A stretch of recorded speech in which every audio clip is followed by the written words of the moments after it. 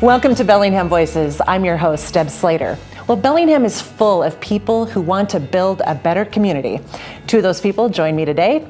They've done it one book at a time. Chuck and Dee Robinson from Village Books. Welcome to Bellingham Voices. And I have to say, I stole that line from the book, one book at a time. We'll talk about the book a little later. But you two, I want to get to know you two a little bit. I mean, Chuck and Dee Robinson and Village Books has kind of been one and of the same for so many years.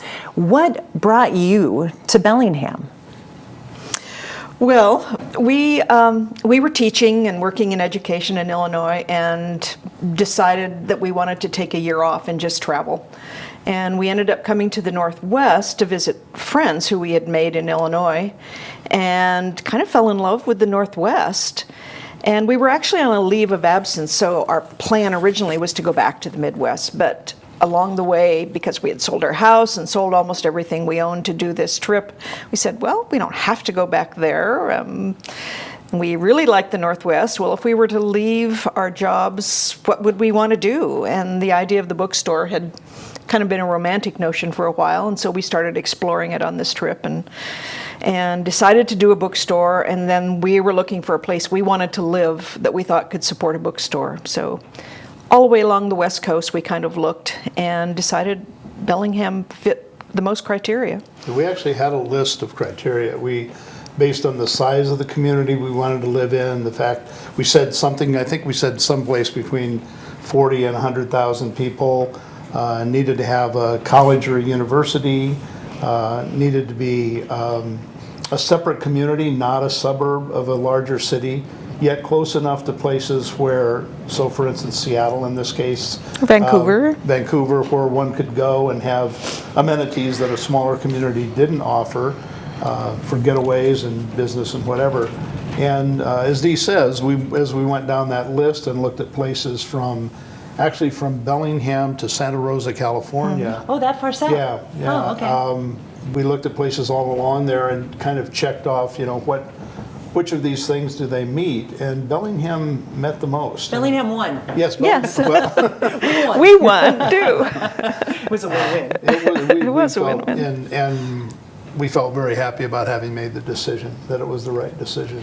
And you said the idea of a bookstore was kind of this romantic idea, but at some point you both agreed, thankfully, that we can do this. Right. We stopped in towns all along our travels and talked to booksellers, and everybody was very encouraging, and everybody said it's no way to get rich, but it's a great way to make a living if you can make it work. So we started studying. We went to a bookseller school that the American Booksellers Association put on and read books and decided we could do it. A book called Manual on Bookselling that the American Booksellers Association published. And I think we probably each read that about 3 times before we went to the bookselling school, and did talk to a lot of booksellers as well, and got a lot of good advice and a lot of help from them as well. But being educators, you had a love for books and reading to begin with, right? Yeah. Oh, absolutely, yeah. Both liberal arts graduates, and and I think that's what Dee sort of suggested by the romantic notion about it, the idea of being around books and selling books and that sort of thing, and not a lot of background in the business end of things. But, so that's what we had to study. We really knew nothing about business, and so we learned to hire good professionals to help us in the parts that we didn't really know, and so we're lucky it worked. So this was in 1980. Mm-hmm. Correct. In Fairhaven. Mm-hmm. And Fairhaven wasn't the Fairhaven that we know and love now. To bring us back to that Fairhaven of 1980.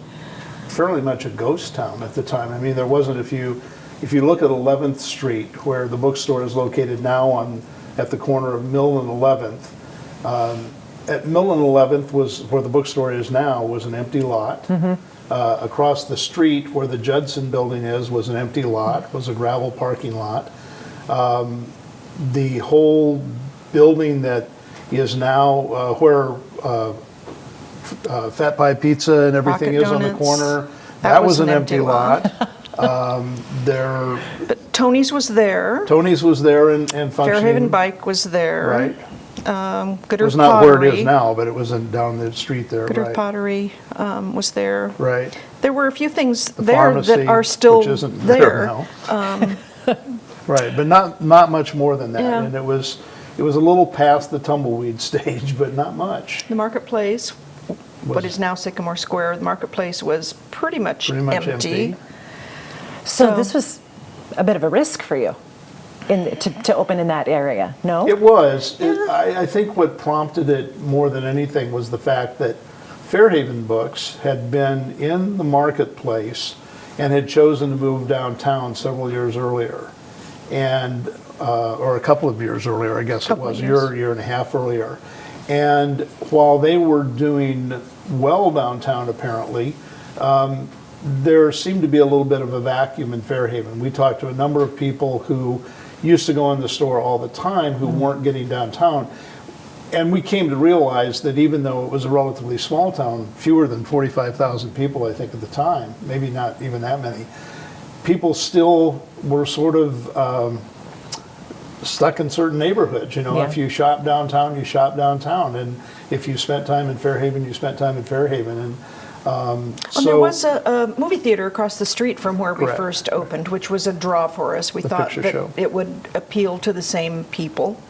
So, because it was kind of a it was an art alternative sort of theater. movie theater. Yeah, which- you said it was called The Picture Show. The picture show, Yeah, right. yeah, And yeah. in fact, we set our hours, when we first set hours for the store, we set it based on when the first movie ended and the second movie started, so that we had people coming to the second show and people leaving the first show, and particularly on the Friday and Saturday evenings, I guess, is what we started with. But and that kind of made for a little bit of an entertainment center there. It's been said that Village Books was kind of the start of the revitalization of Fairhaven. Brian Griffin, who's a Bellingham historian, you know this quote. He says, "It was a game changer anchor business." How does that make you feel? Well, it's a nice quote. Yeah. Certainly, I mean, I'm flattered by it, certainly.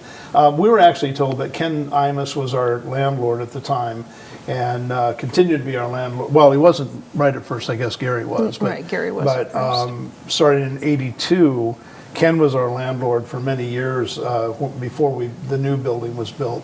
And Ken actually called us his anchor tenant, and treated us like one. In fact, I remember we were negotiating a renewal of a lease at one point, and Ken made a comment something like, "The best thing that could happen to me is if you would move somewhere else and I could rent this for what it's worth, but I can't do that because you're our anchor." You know, so and we never expected that when we started. I mean, people We always thought we were opening a little mom and pop 2-3-person store. Right. which we did. Which we did at first. just grew. Yeah, it just grew faster than we expected it to. I have to believe, though, that it was so intentional for you to focus on community.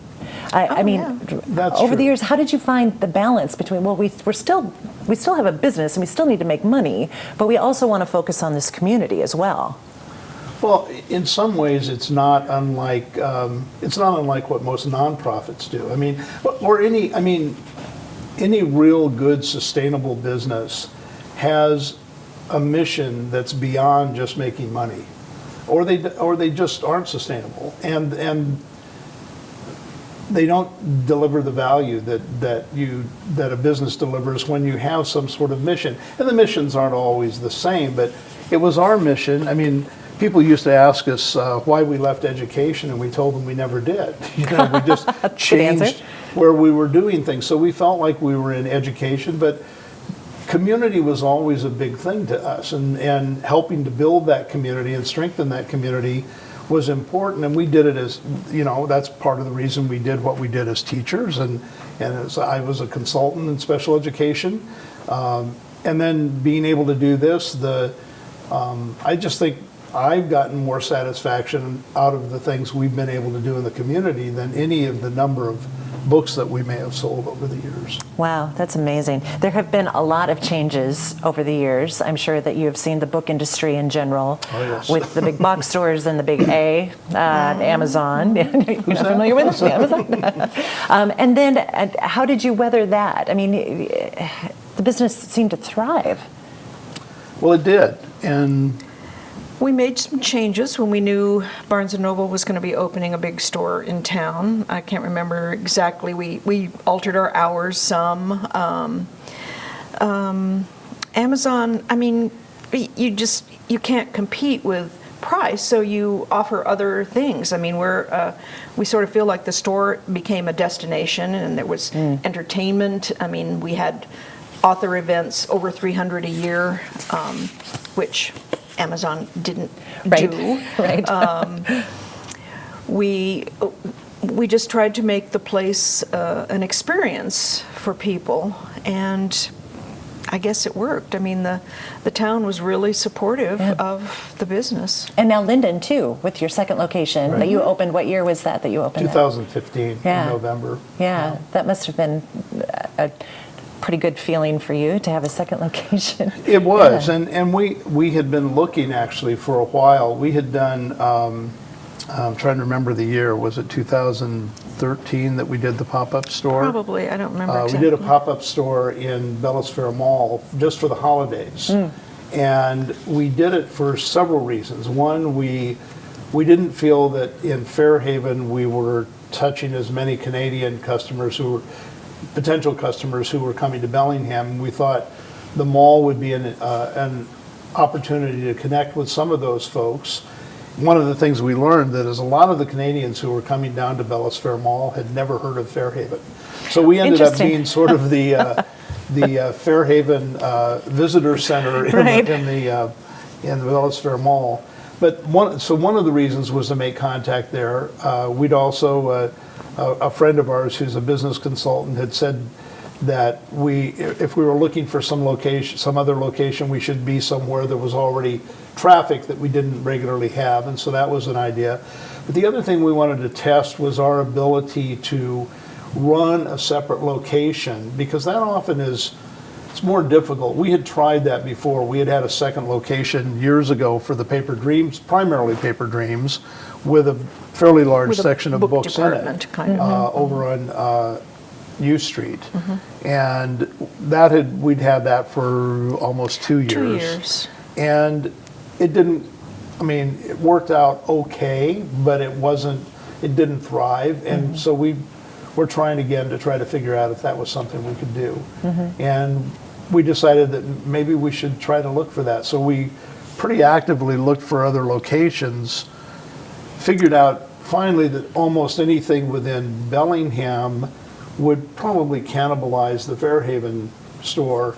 And then the opportunity sprung up in Linden. We found out about the Waples building renovation. Beautiful it building, just seemed isn't like it? a perfect And who was place. doing it, Yeah, and it really fits the feel of Village Books in Fairhaven. When you go into Village Books in Linden, it's like, am I in Fairhaven or am I in Linden? It's really, it's really lovely how the brand has kind of developed or stayed consistent with that facility as well.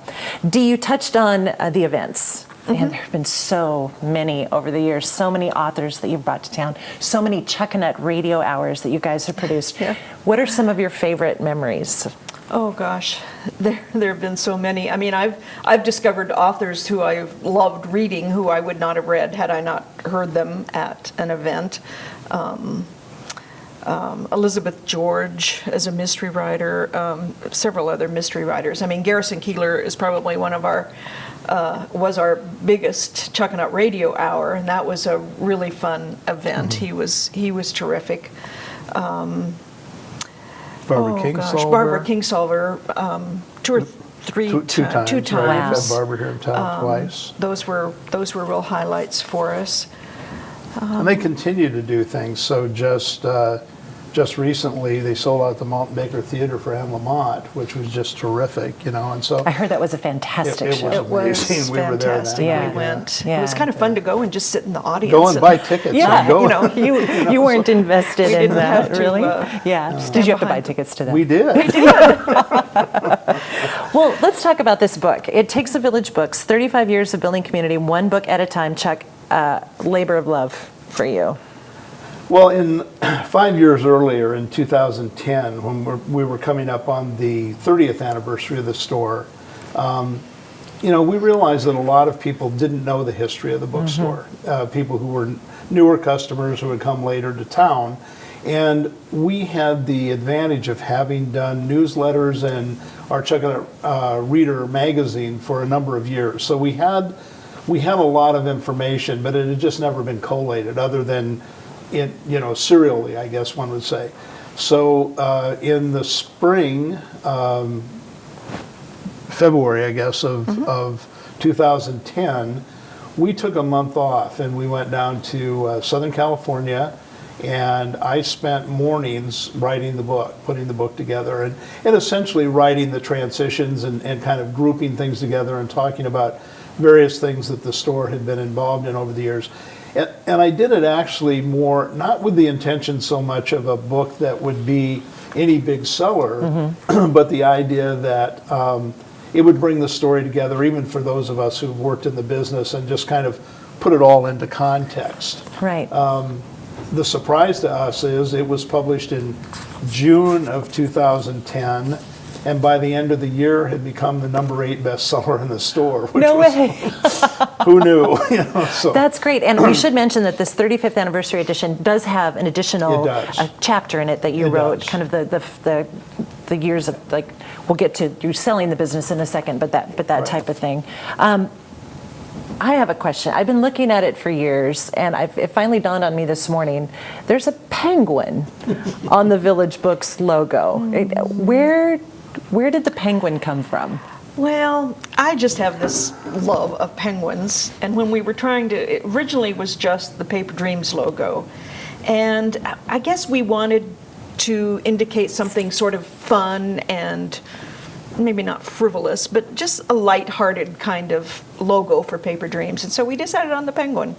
And then eventually, not too many years ago, we decided to merge really the two businesses. And so we combined the logos of the bookstore, which had a lamppost, and the Paper Dreams logo, which had the penguin, and we kind of put them together with the penguin carrying the book under the lamppost. And so it's just because you love penguins, basically. Yeah. I love it. I love it. So, 2016, you guys decide to sell the business. How did that decision? We had decided actually a little bit earlier than that. Right. Okay. So we had planned for a while. We had actually begun to talk with the 3 people who now own the business. Paul and Kelly and Sarah are the 3 new owners of the business. Relatively new, almost 2 years now. But we had begun talking with them and talking about possible transitions, and they were still trying to decide whether or not that was something they wanted to do. I think they were pretty eager to do it, but it's also a little daunting to be in an owner's position, and particularly as the business had grown. I mean, when we started, it was the 2 of us, and by the time we made the transition, there were 50 people working in the business. So it was a different kind of thing than starting a small store, and so they had things to consider. Dee and I went away on a long trip in the spring of 2016. Yeah, and when we came back, 16. Okay. 16, yes, because we came back. Right. We came back. We had sort of decided that at that point we were going to move away from where we were living above the bookstore. We understood if we were going to make a transition, we probably weren't going to want to live above the store, and they for sure weren't going to want us to live above the store. And so we started thinking about where we might want to live. In 2015, we had been spending quite a bit of time in Linden, getting that store ready and getting it open, and really sort of fell in love with Linden. It's very much like the towns we grew up in. We grew up in a little larger town than Linden, me from a town that was smaller than Linden, but both sort of in the middle of agricultural areas and smaller communities, and pretty much intact communities that really function as a community. And so we began looking, actually while we were on the trip, right? We were looking. But then we came back, and we had been talking with the new owners now about it for quite a while, but there was no timeline. Right. We, sort of down the road eventually, and we came back from the trip, and Chuck had decided he was ready finally. I had been ready before, but he said, okay, I think it's time. And we talked to them and said, okay, can we do this by the end of the year? And they What? What? oh, okay. So we did. What was that like? It was like, this is your baby. I mean, Well, it had to have been challenging. The time was right and the people were right. Yeah. We knew we had the right group of people to take it over Right. and maintain and build on our baby. Yeah. And so it just seemed like the time was right. I mean, we don't have quite, well, one of us anyway doesn't have quite the energy that we had when we were 33 or whatever, when we opened the store. But Well, what does a typical day look like for you guys? I mean, I can imagine when you were doing Village Books, living above the bookstore, you'd get up, you'd go into the store, you'd take the elevator down or whatever, and It was a long commute. A long commute, yeah. But now you're in Linden, and you have a consulting business. I do. I'm working, I work with small businesses, but primarily, actually, I'm doing much more work with nonprofits. And that comes out of having spent, I've really not ever counted, but I think it's around a dozen nonprofit boards over the years that I've served on, including some now that I continue to serve on, both local and national organizations. And I've become very interested in the way that nonprofits work and the governance issues that they face pretty much. And so I've been doing some work with a number of nonprofits locally and some businesses both here and elsewhere. So I'm spending quite a bit of time doing that. I've gotten pretty involved in the Linden and things in Linden, so I'm serving both on the Downtown Business Association board, and I just joined the board at the Jansen Arts Center. That's a lovely facility. It's a lovely facility. Yeah. And it says a lot about what has happened to Linden in the last few years. You know, Yes. it just really has become an amazing center up there for the community. that was So- a big part of our making the decision to put a bookstore there, Right. was the Well, I think it was a big Jansen. part of the And the Waples, partners in yep. the Waples building making the decision to redo that building, that it fit in with what was happening already up there. And so there's a lot more, there's been a lot of energy in the downtown in the last 3 years, I would say, that's really re-energized the place. So I've been spending a fair amount of time doing that. And then we've been, we do some traveling, yes. but we always did. We always So- did. And reading, I'm sure. But we don't have to work while we travel this time. That's right. Yeah. You made a decision to leave your historical records of the business for research. I think this is so fascinating. Talk about that. What organization do you leaving them for, and who has access to that? Well, it was left to the archives up at Western. There's both the Center for Northwest Studies, which is actually where they reside, and there's all kinds of resources that are up there. And part of the reason we made the decision is because so much of what was most of what we left were we left all of the copies of all the magazines we've done over the years and all the newsletters. In that is not only the history of the business and a copy of the book as well, not only the history of the business, but there's a lot of the history of Fairhaven in there too, because almost every issue of the newsletter or the magazines has something about some event that's happening in Fairhaven, something new that's developing in Fairhaven. There's information in there about the development of the Village Green and all of those sorts of things. So we thought, beyond the history of Village Books, this is kind of an important piece of the history of Fairhaven. And so we thought it was important to leave that information. There's information in there about things that happened in Bellingham around censorship. Sure. There's our involvement in the regional and national booksellers associations, and so and a little bit of a history then of kind of, you mentioned earlier that there have been big changes in the business over the years, so some of that is reflected there too. And we just thought I guess it could be seen sort of as a case study of what happened in that industry over the years, in the bookselling industry and in publishing. What a gift. Thank you. And it is. You That asked, is- it's accessible to anyone. That So, is- anyone can go up there and use it for research. You mentioned Brian Griffin earlier, and Brian has used that center, the archives up there, for virtually all the books that researching he's all of his done. And he's books, done right. several books, historic books, and he's found that there's just lots of information stored up there, and we thought, well, if we could add to that, that would be great. Wow, and that is great. Thank you. On behalf of the community, thank you for that.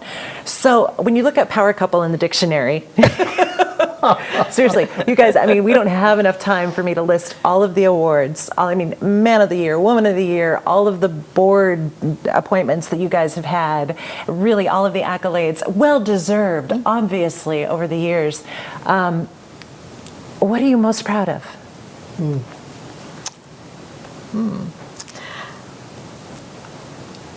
Well, I mean, I guess I just have to say that the creation of our dream store that was accepted by the community, and that it continues in even better than it was when Yeah. we were running it.